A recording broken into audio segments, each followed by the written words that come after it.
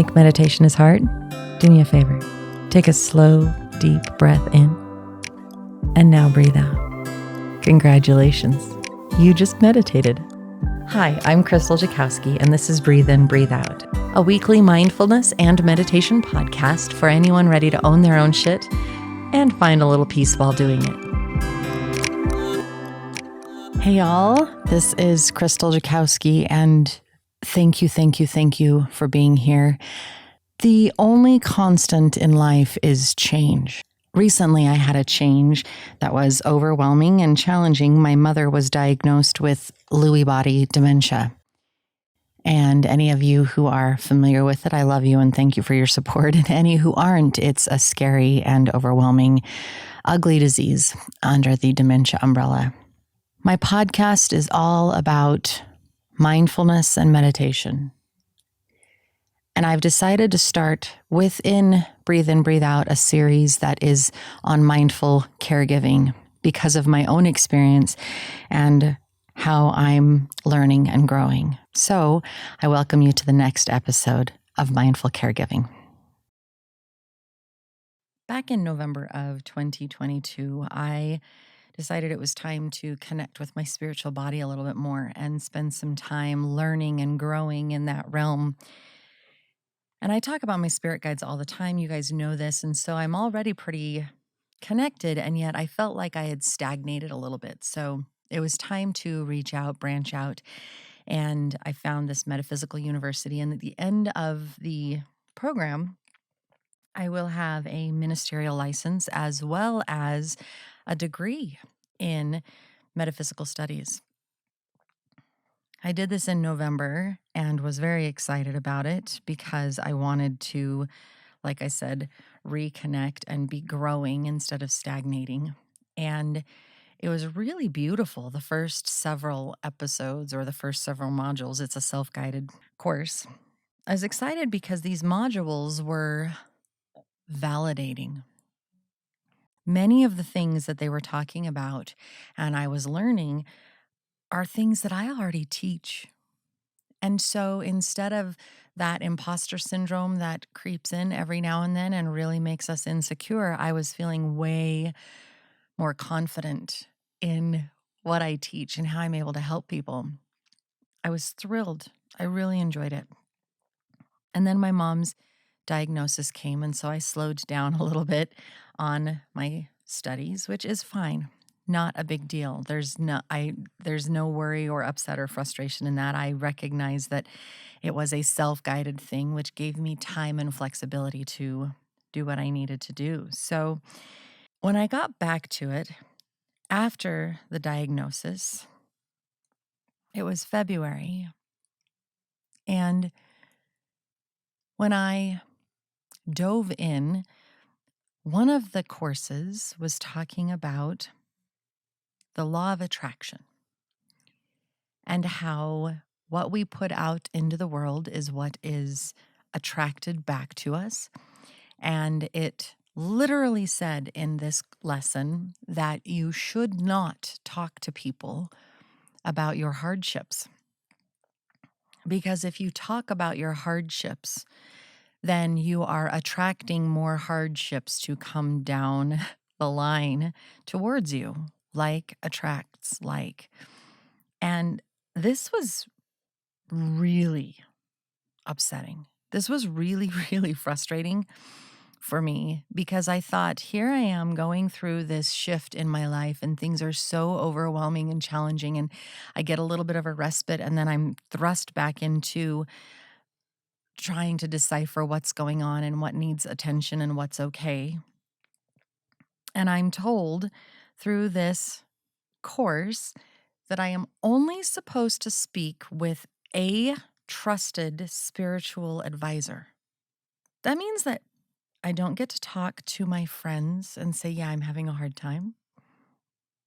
I don't get to talk in support groups because I'm just telling people that I'm having a hard time and I'm inviting more of a hard time to myself. Let me tell you, it was enough to make me stop studying for a while until I spoke with a dear friend and she gave me clarity. So What was my clarity? I'm going to tell you. She said that it's in the spirit with which you share. Are you sharing your upset in a woe is me, poor picked on me from a victimhood standpoint? Or are you sharing it from a this is my truth, this is my reality, I know that I will get through it. It's really hard as hell right now. And yet I know that I will be okay. It gave me pause. I'm so very grateful for her because of that insight and that inspiration. Because what I have found in speaking with others is that there are a lot of people out there going through being a caregiver. There are so many people out there who have aging parents, a struggling spouse, a child, a family member that they are actively watching go through these challenges and having to give care to. And I want you to hail back to my previous episode, episode 2, about what is a caregiver and what does that mean, because a caregiver is literally anybody who is giving care, assisting someone else who is not 100% able to care for themselves. Any one of us is a caretaker. Now, there are moments that we are going to be a caretaker by making a meal for a family, by taking the kids for a little while, by inviting somebody to go out and play basketball and be physical or go for a hike and help them move their bodies. There are a ton of different ways that we become caregivers, and some of those are not as weighty. They are not stressful or overwhelming in any way. And so when we do those activities of caregiving, it's more of a boon and it feeds your soul and it feeds the other person's soul. And it's great and it's wonderful. And if you choose to talk about it, it's already light and helpful. I'm talking right now about those areas of caregiving that are incessantly weighing down upon you. It is consistent, and there's not really any way that you can get out of it. You have your children or your family or your spouse. You have someone who is declining, and you are the point person. If I listened to this metaphysical course that said, no, don't talk about it, don't speak about it, I would have been left in an abyss of struggle, alone, separated. I would have felt shame. Ugh, this is so heavy. And the thoughts that I'm having are not necessarily nice because I want this to be over. But that makes me a bad person. No, it doesn't. The fears, the uncertainties, the worries about how to work and how to navigate and how to help, how to nurture, how to support. I mean, there's so many facets to the whole thing. And if I don't talk to anyone, I am forced to be an island, allowing the winds to buffet me. I don't get to ask for help because people only know if you need help if you tell them that you need help, if you tell them that you're struggling. I took a moment and I really thought about her statement of it's okay to share as long as you're sharing it in a more hopeful manner. Well, how the hell do you find hope when you are in the dredges and your person that you are caring for is simply declining and there's no end in sight, and the weight and the emotion, the mental constantly thinking about how they're doing and if this new thing that just came up is part of the disease or if it's a normal human thing to forget? Are they falling more? Are they confused more? Are they forgetting words more? It can be unbelievably overwhelming and draining, fearsome. And if I don't talk to anybody, then I'm in my own world. And it's not a pretty world. And it's really hard to find hope and joy and support. When I started talking to people, then I found out, holy shit, there are a lot of people in this position in varying degrees. Some of them, mom is the caregiver of dad, and these kids are the supports to mom, but they don't feel like mom is really all there either. And dad's not getting the support he wants, but mom doesn't really want to do anything because she thinks she's got it all. Other people are the hands on person for the aging parent or the partner or the kid, the friend, and they're struggling. And when I talk to them and say, hey, this is really hard, they go, oh my gosh, thank you for saying that. Thank you for talking about it. And then we talk about this wonderful course that I highly recommend to absolutely everybody and anybody that I come across called Savvy Caregiver. And it's focused on Alzheimer's and dementia. It is the most beautiful, difficult, uplifting, reassuring course that anybody can take, and I refer people to it all the time. There is, I don't want to say camaraderie because it's not like we're all like banding together and saying, yes, we're the caregivers, but there is this beautiful understanding, this uplifting that happens because we're both going through this. And you know what that means? It means that if I'm having a really hard time, I can just let you know, hey, I'm having a hard time today.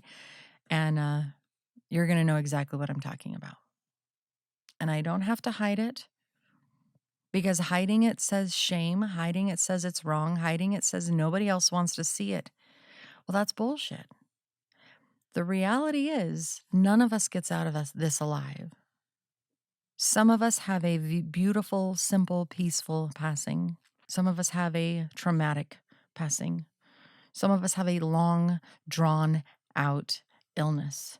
But the bottom line is none of us will get out of this, which means that somebody is probably going to help be your caretaker.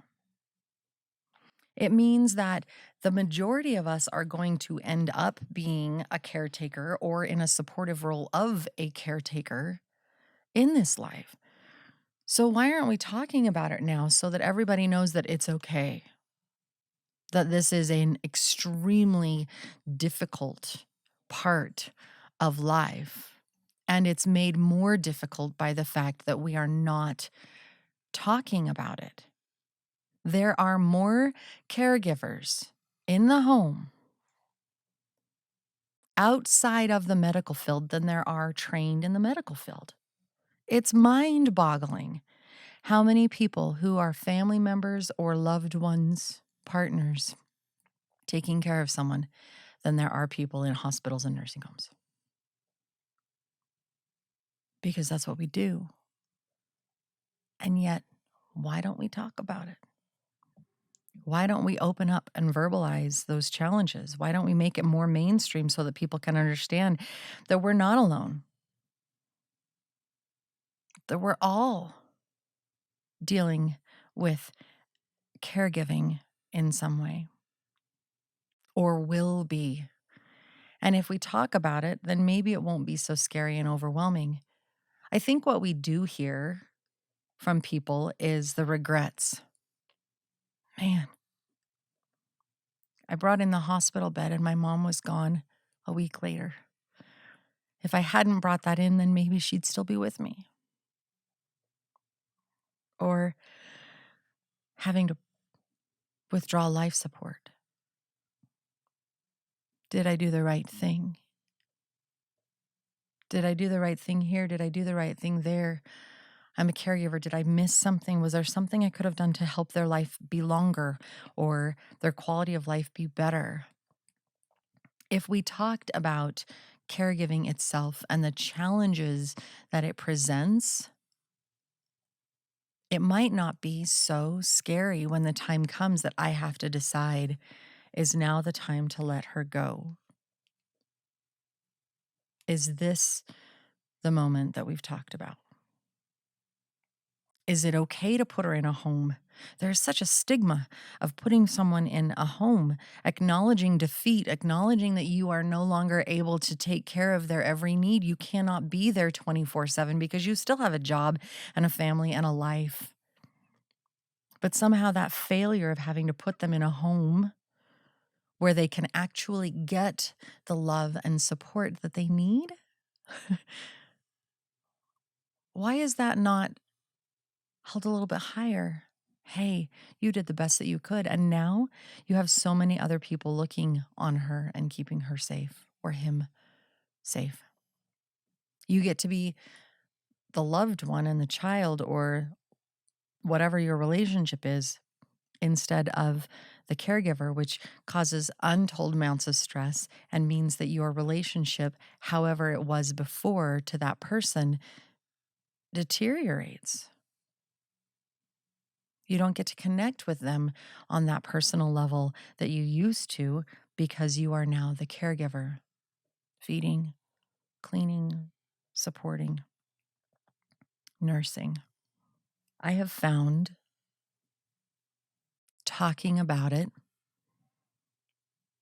mentioning it to people, it naturally comes up in conversations. I cannot believe how many times I'll mention, yeah, my mom struggles with this, and so I've become her caretaker recently. Oh my gosh, can we talk about this? This is so hard. I cannot tell you how many times, even complete strangers, I do not know how, I do not know why. Maybe there's a beacon over my head that says I'm willing to talk about the challenges of caregiving. It's there. I mean, it's absolutely there. If we are able to let each other know that we're not alone, that there is support, that there is love, that we can find those who are in the same boat.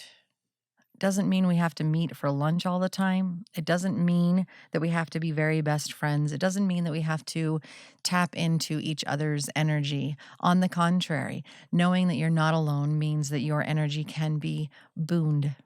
It can be boosted and lifted because instead of feeling alone, which naturally drains your energy, you can say, oh yeah, I can draw from the universal we. There are more out there. And we're all making it through the absolute best way that we can. If you're a caregiver and you're challenged and weighed down, I really hope that you find someone that you can talk to. I hope that you'll find a friend or a counselor. I hope that instead of saying, I'm fine, you say, I'm really challenged. I'm weighed down right now, and this is really heavy stuff, and I know that it will get better, or maybe the person won't get better, and yet you will have a moment of respite, or at some time, there will be a moment of peace. I know I'll get through this, and I know that there will be lessons learned along the way. I will find moments of joy. I will cherish the moments that we get to laugh together and be present together, just me and that person. Yeah, right now, I just want to cry. Right now, I just want to sleep. Right now, I just want to curl up in bed and do nothing. Can I sit on the couch and stare out the window and not function? Is that okay? I want to crawl into a hole where nobody can bother me, nobody can ask anything of me. I want someone else to help figure out what to eat because I just can't anymore, and another peanut butter and jelly sandwich for myself is probably not the best choice. Speaking with others gives us support, gives us clarity, gives us understanding. Not only that, speaking with others can help us find answers. can give us inspiration that we didn't know we needed. I can't tell you how many conversations I've had with people, and it has inspired me. My mom has dementia. Oh, did you know that there's this resource for someone with dementia or for a caregiver of someone with dementia? Oh, you know what? I just heard about this thing. It's really not very well known. I got to tell you about it. And through sharing that, then we share resources, and it means that I have stuff to draw upon. I can do a little research here and a little bit of research there and find out that, holy crap, this one little thing that I've been struggling with, there's actually an answer for that. Oh, I can have a home health visit and they will do a study on her and say, okay, well, these are the programs that your person could qualify for in this area, so we could help you out. There are some that are free, there are some that cost, but at least there's programs. There's more support than we ever think is out there, but we don't know that that support is there unless we start talking, unless we start opening up, unless we start bringing light to the challenges that are there. Talking about death and dying, talking about decline in life has always been a challenging subject because the majority of us really have no desire to look at that. Not talking about that stuff also means that we are not talking about the caregiving side, the emotional, mental, and physical toll that being a caregiver takes on us. And maybe all it takes is one phone call to a friend saying, "Phew, this is really hard today." And your friend says, "Oh, tell me all about it." Or would you rather go get ice cream and not talk? What would you like, and how can I support you in that? Building your group of people who understand. I think that was one of my biggest challenges in the very beginning was I want to share. I want to talk about people, what's going on with people, but they're not going to understand the depth of what's going on. And I really don't want to have to spend the time bringing them up to speed on the depth of it. Creating your own support system, whether that's going to a support group or talking to people and finding those people in your already existing group that have gone through it or are going through it, you'll find it's so much easier. You don't have to explain it to them because they already know. And not only do they already know, but maybe they've already been through it all the way to the end of the road, and they can give you tidbits of wisdom. Hey, I know that that's really hard. And let me tell you what I did. It may or may not help you. And yet, here you go. And in those little nuggets, you may find you have armor and strength. There's a light at the end of the tunnel, and it is not the freight train that you're afraid of. There's help. I really hope that we can start talking about our role. I really hope that we can open that taboo up so that we can all see it and we can all understand it. And those of us who are going through it can find mentors of people who have already gone through it or who are experiencing it now. And we can be the support and loving guides for those coming after us. Opening up the conversation, making it less fearful and more, yeah, that's really rough. And you can make it through because I did too. You can make it through because there are resources, there is support. My support group is growing. People I did not even think to talk to about it in the first place ended up coming to me saying, "Hey, I'm going through this." "Oh, really? Holy crap, so am I. That's really hard, isn't it?" "Yeah, this is really difficult." Strength in numbers. You're not alone. You do not have to be an island. You do not have to go through it solo. And the beautiful thing about that is once you build that supportive people you can talk with, and then you build your resources up, it means that now you have better ways to do self-care. You have better ways to boost your own energy. You have better ways to be a stronger you, which means that you have better ways to be the compassionate caregiver that person really needs. It is not their choice to be going through what they are going through. They are sick. If you treat them as though they are a whole and competent human being, you will be sorely disappointed. You have to recognize that there's a little less and a little more at the same time. A little less of their ability to process, a little more compassion required. They still love you. They still want to be there. There's something else that's blocking them, and that's not their choice.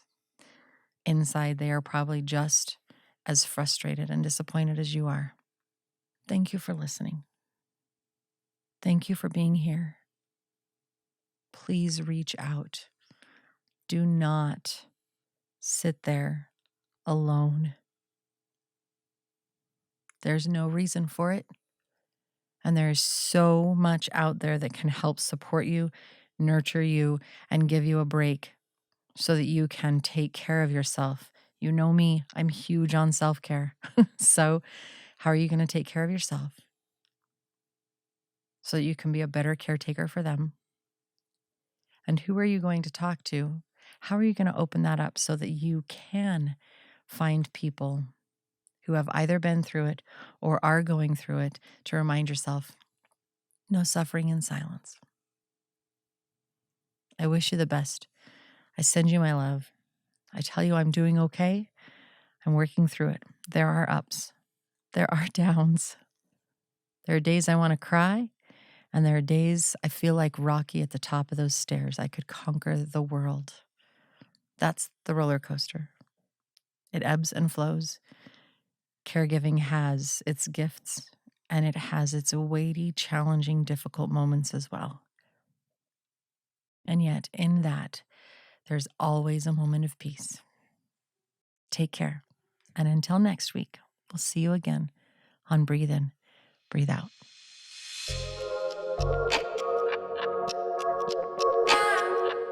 I hope this moment of self-care and healing brought you some hope and peace.